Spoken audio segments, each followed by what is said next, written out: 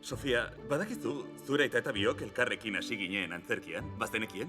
Bai, banekien. Kontaidazu zergatik izan nahi duzun aktorea. Holketaz diot niko beroni irria egin arazten.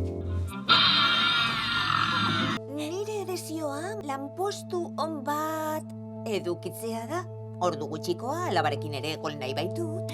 Etxe honetatik joan behar izan ez dezagun. Eta ikusten banaute? Ikusten bazaituzte zer? Ez dut nahi etxean urberorik ez daukagola jakitea. Sofia.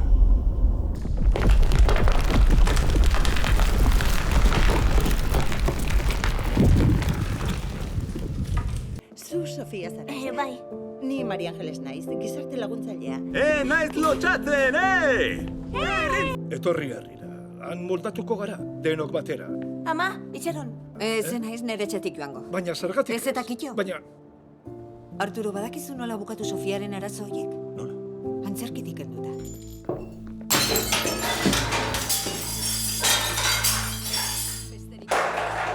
Badakizu ze antzezlan antolatu nahi dugun?